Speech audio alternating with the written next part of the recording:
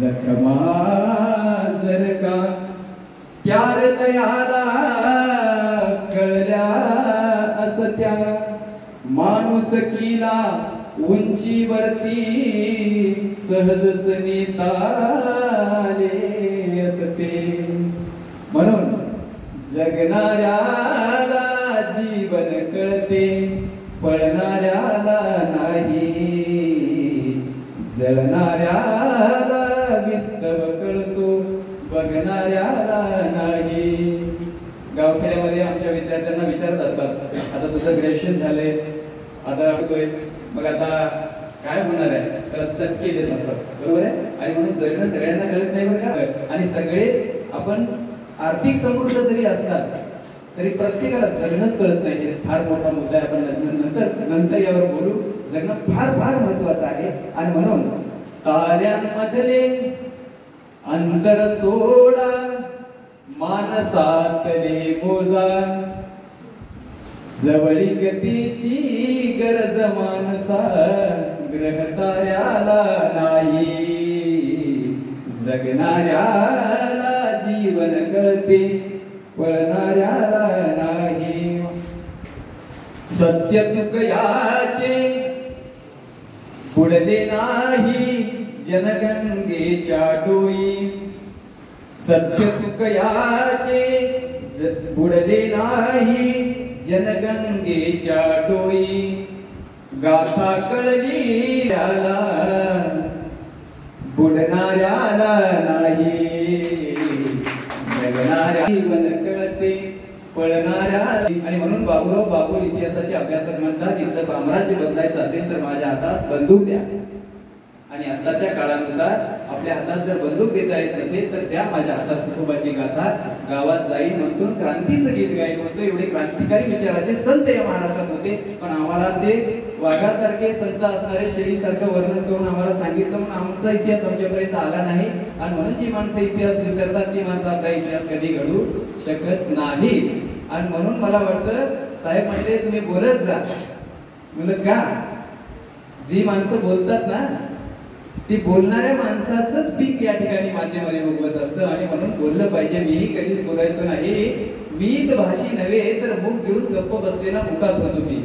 पण एक ओळ वाचण्यात आली, एक ओळ वाचण्यात आली, ते वाचलं होतं ते लय थोडं होतं, पण जिवंत असणाऱ्यांसाठी उलगडणारं थोडं होतं. त्यात लिहिलं होतं मुडदे कधी बोलत नसतात. आणि म्हणून आमच्या देशामध्ये तरुण जन्माला आल्यानंतर 25व्याच वर्षी मरतो सर, आणि त्याला पुरतात 70व्या 80व्या वर्षी. कळलं तर घ्या, पुढे जाऊया.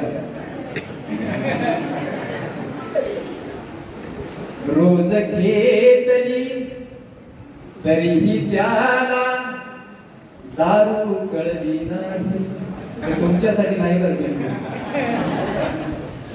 रोज घेतली तरीही त्याला दारू कळली नाही, दारू कळली विकणाऱ्याला, पडणाऱ्याला नाही, जगणाऱ्याला जीवन कळते, पळणाऱ्याला नाही. शांत राहण्या शक्ती लागे, क्रोधित होणे. आमच्या माता भगिनींसाठी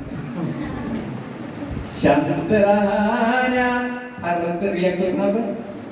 शांत राहण्या शक्ती लागे, क्रोधित होणे सोपे, बुद्ध कळाला छळणाऱ्याला नाही, जगणाऱ्याला जीवन कळते, पळणाऱ्याला नाही. शेवटचे बोल. जात्यामध्ये जीव देऊनी. तुमच्या आमच्या मुखामध्ये कोणीतरी घास घालतोय आणि म्हणून आपण जगतो. त्यांच्या कष्टाप्रती कधीतरी कृतज्ञ राहा. ज्या देशासाठी सीमेवर लढत असणारे जवान आणि संध्याकाळी आपल्या हातात भाकर अन्न पडतं त्या शेतकऱ्यांसाठी कृतज्ञ असलं पाहिजे. बिलोलीची कालपरवाची घटना आहे. मी पुस्तकांसोबत माणसं वाचत असतो आणि माणसं वाचली पाहिजे.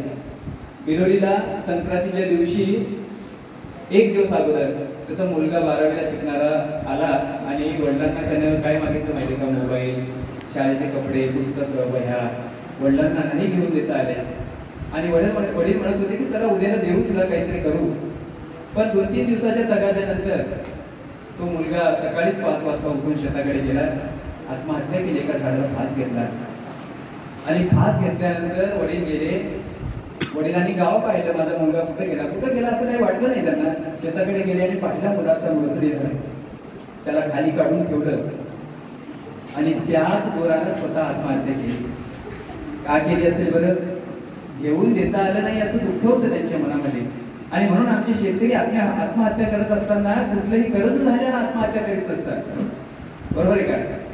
1.5-2 लाखाच्या कर्जापायी आमचा शेतकरी कधीच आत्महत्या करत नाही. अरे लाखो रुपये, कोट्यावधी रुपये या देशातून घेऊन पळून जाणारे आत्महत्या करीत आम्ही शेतकरी का करतील? पण त्याचं कारण आहे, आमचा शेतकरी स्वाभिमानी असतो आणि त्याचा स्वाभिमान दुखावल्यानंतर तो आत्महत्या करत असतो. आणि म्हणून त्याच्या दुःखाप्रती कधीतरी आपण कृतज्ञ असलं पाहिजे. आणि समाजामध्ये मी हेच फेरत असतो.